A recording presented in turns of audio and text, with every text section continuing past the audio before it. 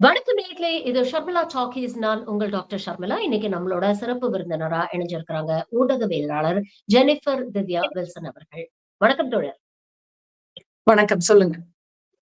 துபாய்ல நடந்த ஏர் ஷோ, அதுல இந்தியாவுடைய பிரைட் அப்படின்னு கருதப்படக்கூடிய தேஜஸ் விமானம் விபத்துக்கு உள்ளானதை நாம பார்த்தோம். அந்த வீடியோ இந்தியாவையே ஒரு சோகத்துல ஆழ்த்தி இருக்கு அப்படின்னு தான் சொன்னோம். அந்த விஷுவல்ஸை பார்க்கும் பொழுது உண்மையிலேயே ரொம்ப பதபதைப்பாயே இருந்தது.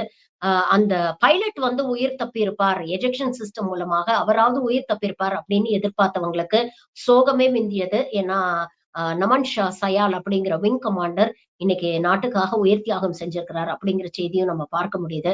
நீங்க பாத்தீங்களா? முதல்ல பார்க்கும் பொழுது உங்களுக்கு என்ன தோணுச்சு?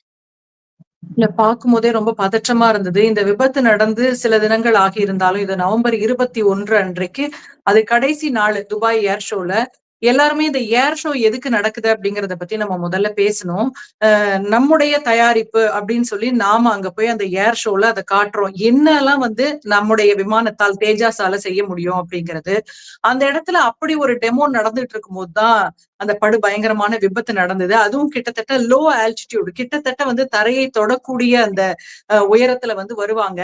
அது என்னன்னா, அந்த ஏர்கிராப்ட் பைலட் 2 பேருடைய மேக்சிமம் கெப்பாசிட்டி, தேஜாஸ்னால முடிந்தவரை எந்த அளவுக்கு ரிஸ்க் எடுத்து பண்ண முடியும் அப்படிங்கறத அங்க காமிச்சிட்டு இருந்தாங்க. அந்த சமயத்துலதான் அந்த விபத்து நடந்தது. ரொம்ப லோ ஆல்டிடியூட்ல திடீர்னு பாத்தீங்கன்னா தலை கீழே, நோஸ் டவுன் அப்படின்னு சொல்லுவாங்க ஒரு ஏர்கிராப்ட பொறுத்த வரைக்கும், அப்படியே தலை குப்புற அது விழுந்து அப்படியே உரசிக்கிட்டு பாலைவனம் அங்க அந்த அல் மக்தும் இன்டர்நேஷனல் ஏர்போர்ட் பக்கத்துலதான் அது நடக்குது அந்த ஏர் ஷோ. மக்கள்லாம் உட்கார்ந்து இருக்காங்க. அப்படி ஒரு விபத்து அந்த கடைசி நாள் அப்படிங்கறதுனால எல்லாருமே ரொம்ப எக்ஸைட்டடா இருக்கிறாங்க. அந்த இடத்துல விபத்து நடக்கிறத நிறைய பேர் படம் பிடிச்சிருக்காங்க.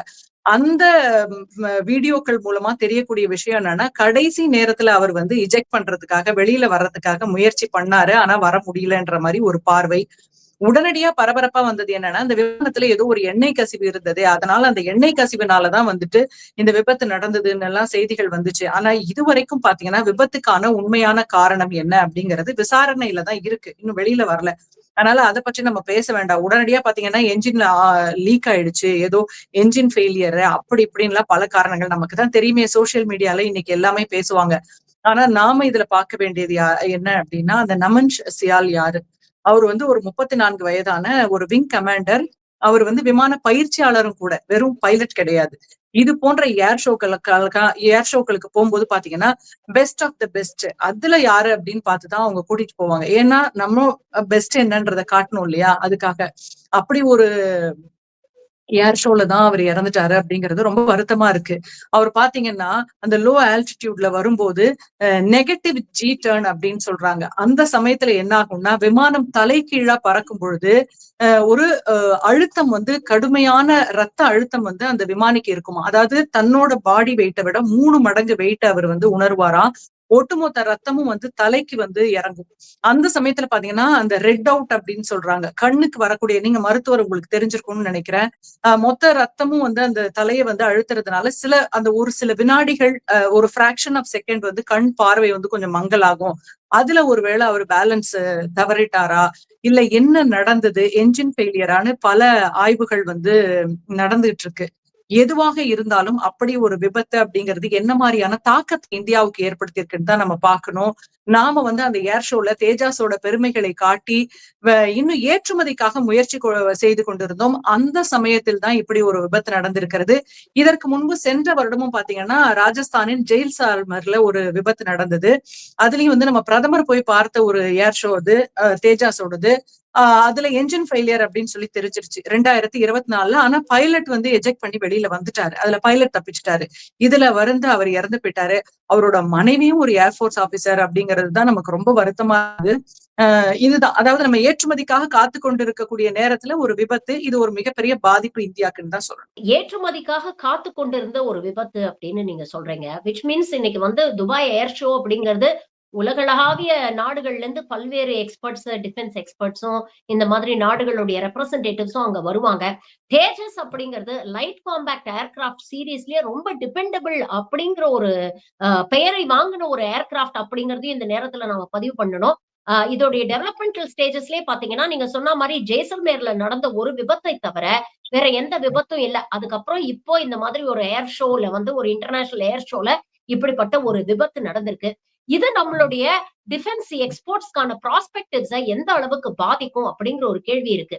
இன்னொரு பக்கம் மேக் இன் இந்தியா அப்படிங்கிற ஒரு விஷயத்த நாம சொல்றோம். ஆனா இந்த விபத்துக்கு அப்புறம் வரக்கூடிய செய்திகள்ல பாத்தீங்கன்னா, தேஜஸ் ஏர்கிராஃப்ட்லயே கிட்டத்தட்ட 70% பார்ட்ஸ் காம்பனன்ட்ஸ் பாத்தீங்கன்னா, வெளிநாடுகள்ல இருந்து நம்ம இம்போர்ட் பண்ணி அதத்தான் யூஸ் பண்றோம். இத வந்து முழுக்க முழுக்க ஒரு இண்டிஜினஸ் ஏர்கிராஃப்ட் அப்படின்னு நம்ம சொல்ல முடியாது. இன்ஃபாக்ட் முக்கியமான காம்பனன்ட்ஸ் என்ஜின் வந்து அமெரிக்கால இருந்து வருதுங்கிறாங்க. இந்த பைலட்டோட இஜெக்ஷன் சீட் வந்து பிரிட்டன்ல இருந்து கொண்டு வரப்பட்டு அசெம்பிள் பண்றது அப்படின்னு சொல்றாங்க. இப்போ இதை வந்து ஆராய்ச்சி பண்ணி இதுல என்ன டெக்னிக்கல் ஃபால்ட்டா இல்ல நீங்க சொல்ற மாரி அந்த அழுத்தத்தினால பைலட் வந்து அந்த கண்ட்ரோல இழந்துட்டாரா? எதனால இந்த விபத்து ஏற்பட்டது? அப்படிங்கிறது ஒரு பக்கம் ஆராய்ச்சி நடந்துட்டு இருந்தாலும், இந்தியாவுடைய ப்ராஸ்பெக்ட்ஸ இது எந்த அளவுக்கு பாதிக்கும்னு நினைக்கிறீங்க? இது ஏற்றுமதியை பாதிக்கும் என்பதை தாண்டி இந்திய விமானப்படையில் என்ன மாதிரியான ஒரு தாக்கத்தை ஏற்படுத்தும் அப்படின்னு தான் பார்க்கணும். முதற்கட்டமாக பாத்தீங்கன்னா, விமானிகள்லாம் இதெல்லாம் ரொம்ப சர்வசாதாரணமா கடந்து வருவார்கள். இருந்தாலும் தங்களுடைய நண்பர் ஒருவரை, ஒரு சீனியரை வந்து அவங்க இழந்திருக்கிறாங்க. அப்படியே நம்ம பார்க்கணும். இங்க நீங்க சொன்னீங்க இல்லையா, முழுக்க முழுக்க வெளிநாட்டு தொழில்நுட்பத்தை நம்ம நம்பி இருக்கிறோன்றது. இப்ப நம்ம ஏற்றுமதின்னு வரும்போது ஒரு சில விஷயங்களை வந்து சுட்டிக்காட்டுறாங்க. நம்ம எந்த அளவுக்கு ஒரு பேக்கேஜே கிடையாதாம் நம்ம கிட்ட. நான் இதெல்லாம் நம்ம ஒண்ணும் விமான தொழில்நுட்பத்துல வந்து நிபுணர்லாம் கிடையாது. இத நான் படிச்சத வச்சு நான் சொல்றேன். பல இடங்கள்ல இருந்து செய்திகளை சேகரிச்சு. நம்ம வந்து ஒரு நாட்டுக்கு வந்து விமானத்தை ஏற்றுமதி செய்கிறோம், போர் விமானத்தை ஏற்றுமதி செய்றோம்னா, அது சார்ந்த தொழில்நுட்பம், ஸ்பேர் பார்ட்ஸ், அவங்களுக்கு தேவையான டெக்னிக்கல் அசிஸ்டன்ஸ் எல்லாத்தையுமே நம்ம ஒரு பேக்கேஜா குடுக்கணுமா? வெறும் விமானத்த விற்றால் மட்டும் போதாது. அதற்கு அடுத்த பல விஷயங்கள நம்ம செய்ய வேண்டியிருக்கும் அப்படின்றாங்க. அதுக்காக இந்தியா வந்து ஒரு சில நாடுகள வந்து டார்கெட் பண்ணி தான் வந்து இந்த ஏர் ஷோலயே அவங்க பார்ட்டிசிபேட் பண்ணியிருக்காங்கன்னு நம்ம சொல்லணும். பாத்தீங்கன்னா, அர்ஜென்டினா, பிலிப்பைன்ஸ், மலேசியா, ஈஜிப்ட், பிறகு ஆப்பிரிக்க நாடுகள். இவங்க எல்லாருமே வந்து பாத்தீங்கன்னா, நாம வந்து பிரான்ஸ், அமெரிக்கா இந்த மாதிரி வந்து அவங்க கிட்ட இருந்து நம்ம விமானங்களையும், விமான தொழில்நுட்பங்களையும் வாங்குறோம். ஆனா நாம் வந்து அடுத்த கட்டத்தில் தொழில்நுட்பத்தில் பின்தங்கி இருக்கக்கூடிய நாடுகளுக்கு இதை விக்கலாம் அப்படின்னு இருக்கோம். இருந்தாலும் நீங்க சொன்னீங்க இல்லையா, அமெரிக்கா கிட்ட இருந்து தான் என்ஜினே வாங்குறாங்க. அமெரிக்கா என்ன பண்ணிட்டு இருக்காங்க, இப்ப நம்மள மிரட்டிட்டு இருக்காங்க இந்தியாவ.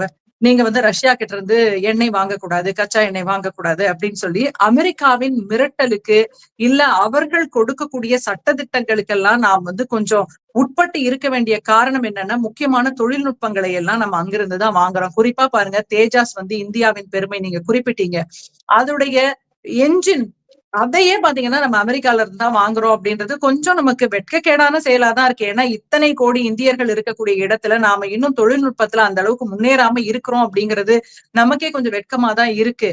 இதுல என்னன்னா, ஏற்கனவே வந்து ஒரு ஒப்பந்தம் வந்து ஹிந்துஸ்தான் ஏரோநாட்டிக்கல் லிமிடெட் வந்து அமெரிக்காவின் ஜெனரல் எலக்ட்ரிக் ஏரோஸ்பேஸோட சைன் பண்ணியிருக்காங்க. 99 என்ஜின்கள் வந்து வேணும் அப்படின்னு சொல்லி. ஆனா அந்த 99 என்ஜின்களும் பாத்தீங்கன்னா இன்னும் முழுமையா வந்து சேரல. அதற்கு பிறகு இப்போ இந்த நவம்பர் 7ஆம் தேதி ஒரு ஒப்பந்தம் கையெழுத்தாயிருக்கு 113 என்ஜின்களுக்காக. இத நம்பிதான் இந்த இந்திய விமானப்படையே இருக்கு அப்படின்றது நமக்கு பாருங்களேன், நினைக்கும் போது ரொம்ப கவலையா இருக்கு.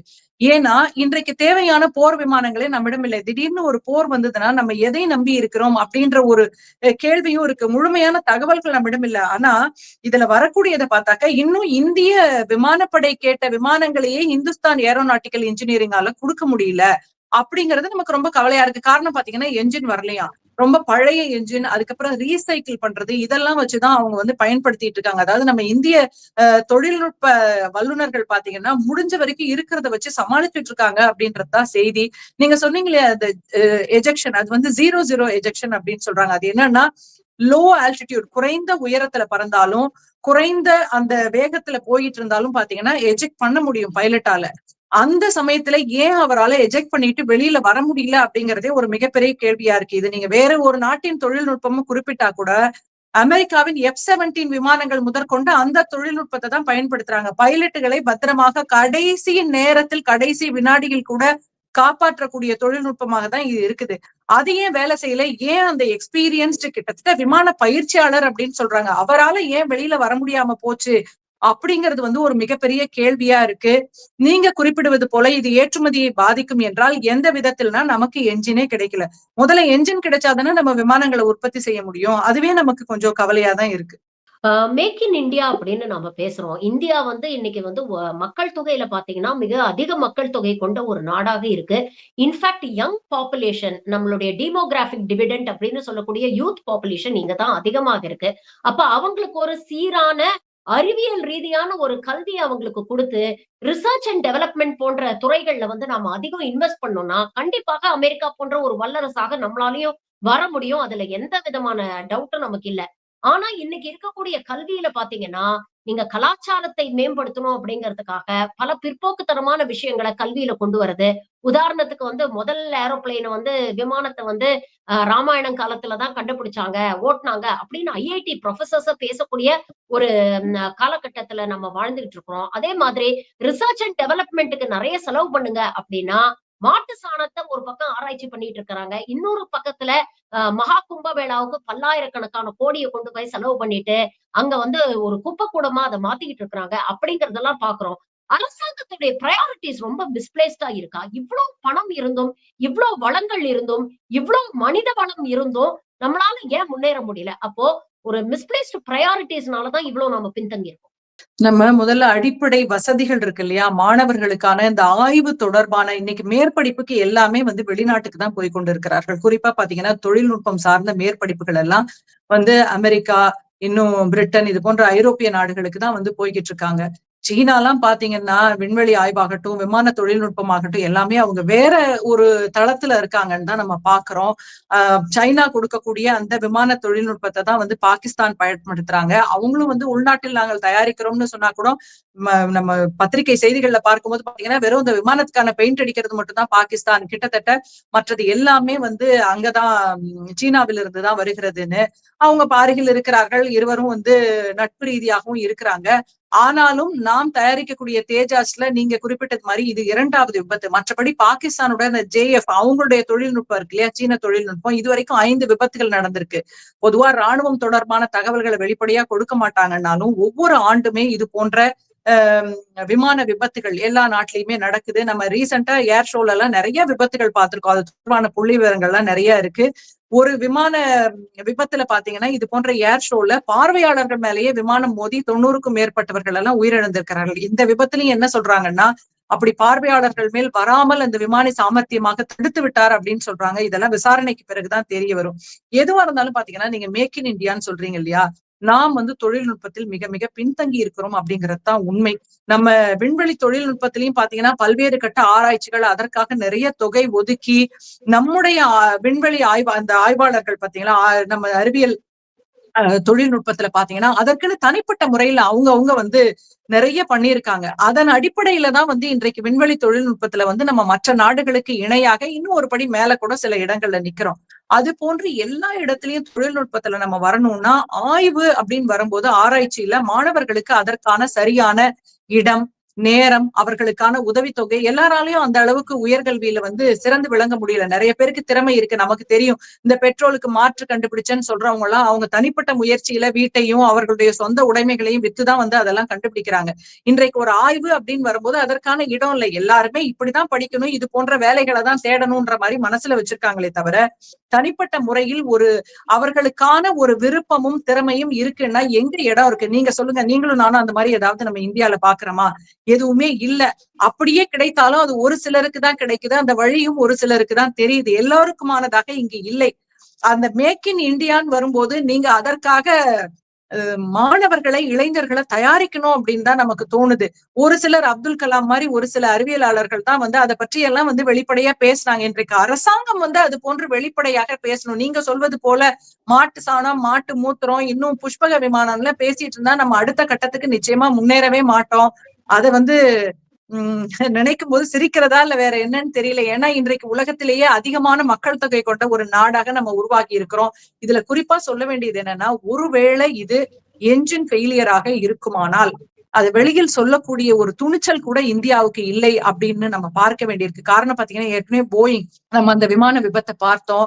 அதுலயும் வந்து அப்படி இப்படி சுத்தி பாத்தீங்கன்னா, அந்த விமானியின் தவறு, பைலட்டோட எரர் அப்படின்னு தான் சொல்ல வராங்களே தவிர, என்ன அது நிறைய செய்திகள் வந்தது. ஏற்கனவே அது அதற்கு முன்பாக வந்த போது அதுல எலக்ட்ரானிக் ஃபெயிலியர் இருந்தது. ஏதோ ஒண்ணு ஒரு தவறா நான் உணர்ந்தேன்லாம் பயணிகள்லாம் பதிவு பண்ணியிருந்தாங்க. ஆனா அது எதுவுமே வரவிடாம பைலட்டோட எரர்னு இன்னைக்கு அவங்க அப்பா போராடிட்டு இருக்காரு. இது என்னோட மகன் வந்து ஒரு திறமையான விமானி, அவனுடைய தவறா இருக்க வாய்ப்பு இல்லை அப்படின்லாம் பல செய்திகள் வருது. ஆனா இன்று வரைக்கும் அந்த விமான விபத்திற்கான முழுமையான காரணம் வெளியில வரல. இந்த தேஜஸ் விபத்துல கூட அந்த என்ஜின் தொடர்பான பிரச்சனையாக கோளாறாக இருந்தா அதை வெளியில் விடுவார்களான்னு நமக்கு சந்தேகமா இருக்கு. ஏன்னா இன்னைக்கு நம்ம எல்லாத்துலயும் அமெரிக்கா சொல்றதை கேட்க வேண்டியவர்களா இருக்கிறோம். இப்படி முக்கியமான தொழில்நுட்பத்திற்கு நம்ம அவங்கள நம்பி இருக்கிறதுனாலதான் அவர்கள் 50% வரி உயர்வுன்னு சொன்னாலும் நம்ம வேடிக்கை பார்த்துட்டு இருக்க வேண்டியதா இருக்கு.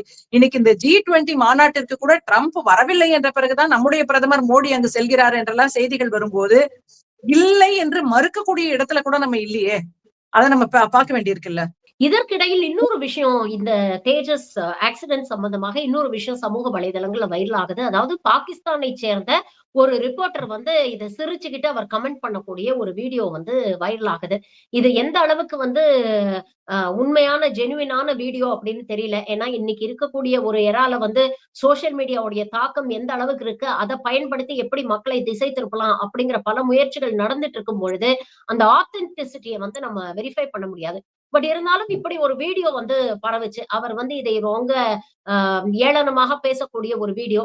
இன்னொரு பக்கம் அப்போசிஷனும் நீங்க பார்த்தீங்கன்னா, கடுமையான விமர்சனங்களை இன்னைக்கு ஒன்றிய அரசு மீது வைக்கல. சில கேள்விகளை கேட்டிருக்காங்க. அப்படி இருந்தாலும், இப்ப இம்மீடியட்டா இதுல என்ன நடக்குது அப்படிங்கிறத நீங்க தெளிவா ஆராய்ச்சி பண்ணி, உண்மைய மக்கள் முன்னால கொண்டு வந்து வைக்கணும் அப்படிங்கிற ஒரு கோரிக்கைய வச்சிருக்காங்க. இத எப்படி பார்க்குறீங்க? இதுல எதிர்க்கட்சிகள் அரசியல் செய்வதற்கு இதுல ஒண்ணுமே இல்ல. காரணம் பாத்தீங்கன்னா, நாம் வந்து கொஞ்சம் கொஞ்சமாக இது போன்ற தொழில்நுட்பங்களில் நாமே தயாரிப்புகளில் முன்னேறி கொண்டிருக்கிறோம் அப்படிங்கிறது உண்மை. இது போன்ற விமான விபத்துகள், போர் சார்ந்த விமானங்களில் நடக்கக்கூடிய விபத்துக்கள், உயிரிழப்புகள்லாம் இப்ப கொஞ்சம் கொஞ்சமாக குறைந்து கொண்டிருக்கிறது. நம்ம அதற்கேற்றாற் போல தொழில்நுட்பங்களை மேம்படுத்திக்கிட்டு தான் இருக்கோம். ஆனாலும் நீங்க கேட்கிற மாதிரி நாம் வந்து அடுத்த கட்டத்துக்கு போகணும், இல்ல அண்டை நாடுகள் நம்மை பார்த்து சிரிக்க கூடாதுன்னா, நாம் வந்து நிச்சயமா அது குறித்து யோசிக்கவும் பேச வேண்டியவர்களுமா இருக்கிறோம். ஆனா நீங்க சொன்னது மாதிரி அந்த பாகிஸ்தான் பத்திரிகையாளர் யாரோ ஒருவர் வந்து சிரித்தார் அப்படிங்கிறது எந்த அளவுக்கு உண்மைன்னு எந்த ஊடகத்திலயுமே இல்ல. இன்றைக்கு இருக்கக்கூடிய ஏஐ தொழில்நுட்பத்துல எப்படி வேண்டுமானாலும் வந்து அதை சித்தரிக்கலாம். அங்க இருக்கக்கூடியவர்கள்லாம் பதறியதான் நம்ம பார்த்தோம். ஒரு விமானம் விழும் பொழுது ஒரு பத்திரிகையாளராக இருக்கக்கூடியவர் வந்து சிரித்து அதை இப்படி வந்து பொது வெளியில் வெளியிடுவாரா அப்படிங்கிறது நமக்கு சந்தேகமா தான் இருக்கு. காரணம் பாத்தீங்கன்னா, அவரு பாகிஸ்தானில இருந்து எந்த பத்திரிகையாளர் அந்த இடத்துக்கு போனாரு, இல்ல யார் அங்க இருந்தார்கள்னு கண்டுபிடிக்கிறதெல்லாம் இன்றைக்கு ரொம்பவே எளிதுதான். ஆனாலும் பாகிஸ்தானில இருந்து அப்படி சொன்னார்கள், இப்படி சொன்னார்கள் என்று சொன்னாலும் கூட தேடி பார்த்தாலும் எங்குமே இல்லை. இது போன்ற பல பொய் செய்திகள் வந்து இருக்கு. ஒரு விமான விபத்து, நம்முடைய உள்நாட்டு தயாரிப்பு விமானம் வந்து இப்படி விபத்தில் சிக்கி இருக்கிறது என்றால், நாம் வந்து உடனடியா எதுக்கு எடுத்தாலும் பாத்தீங்கன்னா, பாகிஸ்தான் வந்து ஒரு ஊறுகா மாரி. நம்முடைய தவறுகளை மறைப்பதற்கு உடனடியா வந்து பாகிஸ்தான் குறித்த ஒரு செய்தியை பரப்பி விட்டால், நம்ம மக்களுக்கு இயல்பாவே பாகிஸ்தான் மேல ஒரு எரிச்சலும், கோவமும் இருக்கு. இதெல்லாம் வந்து கிரிக்கெட் மேட்ச்லயே நம்ம வந்து பார்க்கிறோம். அப்படி இருக்கும்போது இப்படி ஒரு நிகழ்வு நடக்குது. உடனடியா வந்து சிரிக்கிறாங்கன்னா, நம்ம இது என்ன இந்தியா பாகிஸ்தான் கிரிக்கெட் மேட்சா நடக்குது. ஒரு இந்திய வீரர் வந்து அவுட் ஆனாக்க உடனடியா பாகிஸ்தான் வீரர்கள் கைத்தட்டுறதுக்கும், பாகிஸ்தான் மக்கள் கைத்தட்டுறதுக்கும் அப்படி இல்ல. ஒரு உயிர் நேரடியா இங்க வந்து போகுது அப்படின்னா, பாகிஸ்தான் விமானி ஒருவருடைய சகோதரர், அவர் வந்து ஒரு விபத்துல இறந்து விட்டார் அந்த பாகிஸ்தான் விமானி. அவருடைய சகோதரர் வந்து ஒரு கண்டலன்ஸ் மெசேஜ் வந்து பதிவு பண்ணியிருக்கிறார். ஏன்னா அவருக்கு தெரியும் ஒரு இழப்பு அப்படிங்கிறது எந்த அளவுக்கு ஒரு பாதிப்பை ஏற்படுத்தும் அப்படின்னு. அதுக்கு பிறகு ஷாகித் அஃப்ரிடி, நம்முடைய முன்னாள் பாகிஸ்தான் கிரிக்கெட் வீரர், அவரு வந்து ஒரு பதிவு போட்டிருக்காரு. அவர் என்னன்னா, one should not be happy at someone's grief even a friend may die. நம்முடைய நண்பராக கூட அது இருக்கலாம் அப்படின்னு அந்த ஒரு பதிவு தான் நம்ம அபிஷியலா வந்து பார்க்க முடியுது. வேற யாரும் பாகிஸ்தான்ல இருந்தோ இல்ல சீனால இருந்தோ இத வந்து கிண்டல் அடித்தோ இல்ல ஏளனமா பேசியோ எதுவுமே பதிவு போடல. அவர்களும் வந்து இத ஒரு விபத்தா தான் பாக்குறாங்க. ஆனா இங்க இருக்கக்கூடிய ஊடகங்கள் தான் பாத்தீங்கன்னா, பாகிஸ்தான் இப்படி சொன்னார்கள், சீனாவில் இப்படி பேசினார்கள் என்றெல்லாம் பார்த்து இதை திசை திருப்ப பாக்குறாங்க. எதுவாக இருந்தாலும் நம்முடைய நாட்டுக்காக வந்து பணியில் சேர்ந்த ஒரு விமானப்படை வீரரை வந்து நம்ம இழந்திருக்கிறோம். அவங்க மனைவியும் விமானப்படையில் தான் இன்னும் இருக்கிறாங்க. அவரோட தந்தை இருக்காரு இல்லையா, நமன் சியாலோட தந்தை, அவரும் வந்து ஒரு ஓய்வு பெற்ற விமானப்படை வீரர் தான் அவரு. அந்த குடும்பத்துல இருந்து தான் வந்திருக்காரு. அவர் ஒரு சைனிக் ஸ்கூல்ல தான் படிச்சிருக்காரு. அதாவது சிறு வயதில இருந்தே ஒரு ராணுவத்துலதான் சேரணும் அப்படிங்கிற ஒரு எண்ணத்தோட படித்து வந்த ஒருவரை நாம் இழந்திருக்கிறோம் என்றால் ஒரு மிகப்பெரிய சொத்துங்க. அவர் நாட்டுக்கு வந்து ஒரு மிகப்பெரிய சொத்து. நாட்டுக்காக உயிரிழந்திருக்கிறார். அதற்கான நம்ம மரியாதையை செலுத்த வேண்டிய அதே நேரத்துல அந்த உயிரிழப்புக்கான உண்மையான காரணம் என்ன என்பதை கண்டுபிடிக்கணும். அதே சமயத்துல தொழில்நுட்பத்துல நீங்க குறிப்பிட்டது போல நாம் அடுத்தடுத்த கட்டங்களுக்கு முன்னேறணும். இது போன்ற விமானப்படையில் சேர வேண்டும், ராணுவத்தில் சேர வேண்டும் என்ற ஆர்வமும் ஒரு பக்கம் எல்லாருக்கும் வரணும். அது சார்ந்த தொழில் நிறைய இந்தியா வந்து நிறைய பட்ஜெட்ல ஒதுக்கிட்டு தான் இருக்காங்க. ஆனாலும் அந்த தொகையில பெரிய அளவு பாத்தீங்கன்னா, அவர்களுடைய ஊதியம், இன்னும் ஓய்வூதியம் இதுக்கெல்லாம் தான் வந்து செலவாகுது. தொழில்நுட்பம் சார்ந்த விஷயங்களுக்கு இன்னும் பெரிய அளவுல ஒதுக்கல அப்படிங்கிற செய்தியையும் நம்ம கூடவே சேர்த்து பார்க்க முடியுது. பல்வேறு விஷயங்களை எங்களோட பகிர்ந்துகிட்டீங்க. மீண்டும் ஒரு முறை விங் கமாண்டர் நமன் ஷியால் அவர்களுக்கு நம்மளுடைய வீர வணக்கத்தை உரித்தாக்கி இந்த காணொளியை நிறைவு செய்வோம். நன்றி. வணக்கம். வணக்கம்.